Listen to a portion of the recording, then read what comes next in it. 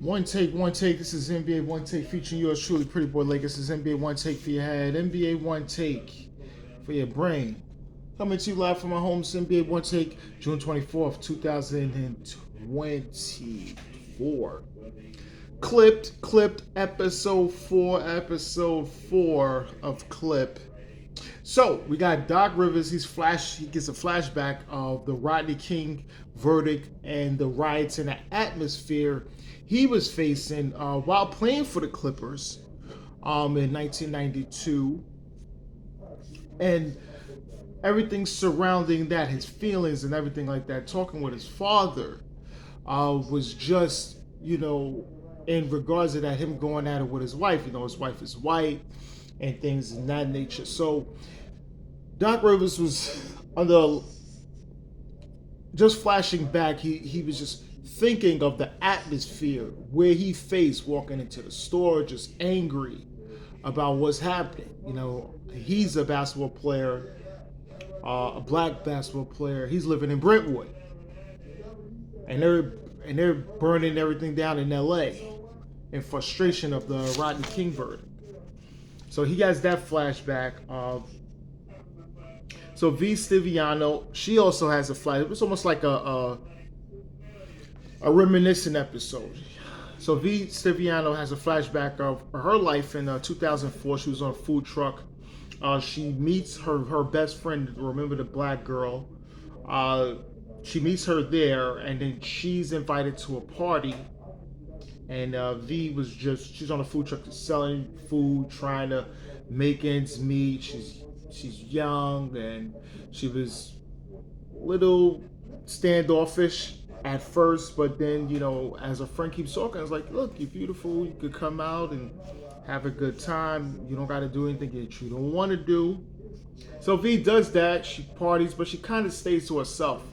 And I think, some big time music mogul was hitting on her, and white guys just stand off.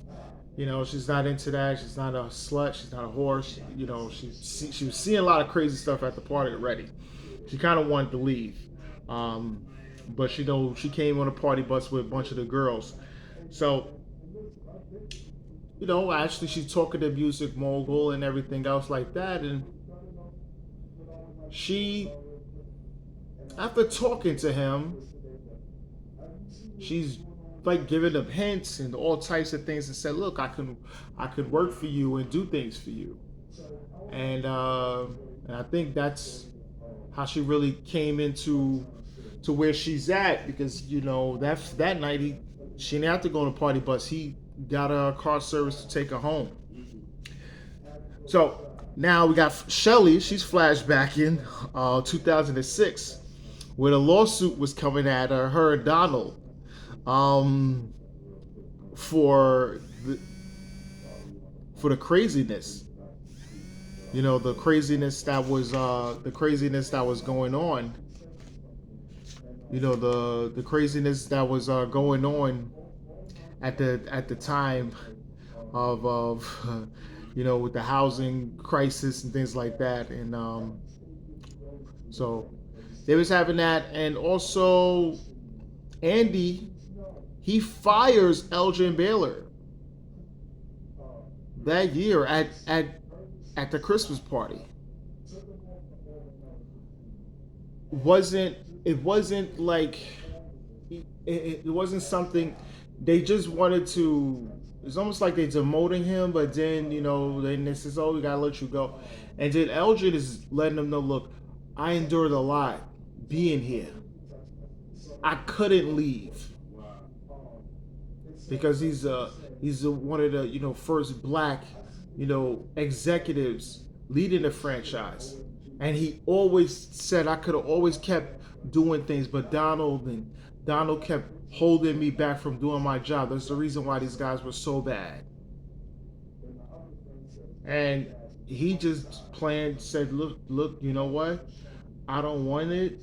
I'm done. And he put a lawsuit out on Donald Sterling in an NBA.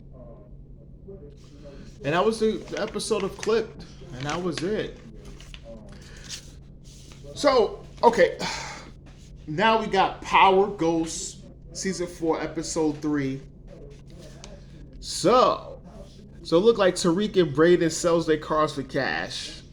You know, because they're going to they need the money. They definitely need the money because they're gonna get back into the game. So Drew and Diana talk. Uh, Drew Drew is telling her he wants to be Noma's number 2, so he doesn't want to leave Noma. That was his whole plan. You know, he wants to be number. He wants more responsibility. So Tariq reached out to Davis in regards of he needs a new connect because Davis represents a lot of drug dealers. Davis said, you know what, I'm gonna help you out a little nigga. So he said he's gonna help him with a connect.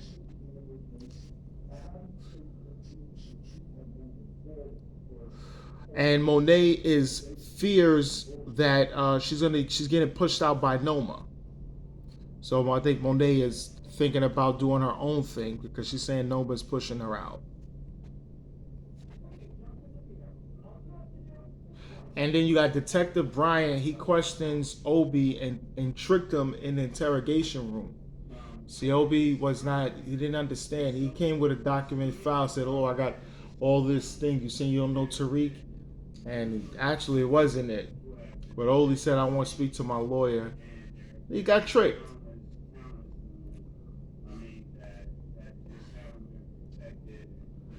So Davis takes Tariq and Braden over to see Zion, who's the Connect. He's crazy. They was in an underground fight pit, which is just wild nuts, and he's just not impressed. He said, "Yeah, you just not your father. You smell like him, but you just not him." So he just wants to, he's just not impressed by just because that's the last name. That was the only reason why I took the deal. I took the meeting because of your last name. So obviously you're not your father. And they almost made a reference, says, "Oh yeah, oh so he's, this is your white boy. This is your Tommy." It's just.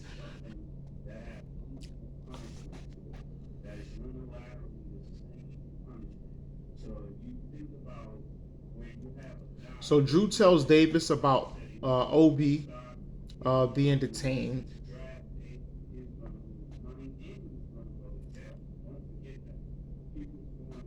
And when they found out Diana's lying about who shot at her because she kept fidgeting, she had a memory of Diana when she was young. She gets nervous, she lies, she starts fidgeting. And Noma speaks with Obi, and in a meeting because they had to get bail. Drew had to bail Obi out, and Noma was saying, "Okay, what was you say?" She says, "Oh, he was taken by Homeland Security, whatever, and he was detained."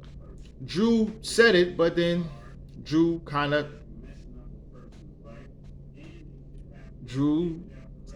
told something about the cards, the green cards. And Noma was just not pleased with it. So Noma kills Obi. And it was crazy.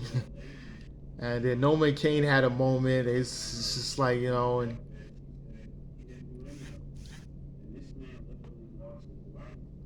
and then that was just, so Noma and Kane had a moment looking, whatever. So Effie is letting Noma know about the possibility that there's a threat at Stanfield, and there's someone out there selling drugs. But Tariq set it up as if the guy Zion is selling out there so they can do something to him. So Tariq is playing little strings. And Detective Bryant is talking with Rashad Tate brother. Yeah, he's back about Council Tate and green cards, and it's just a little craziness.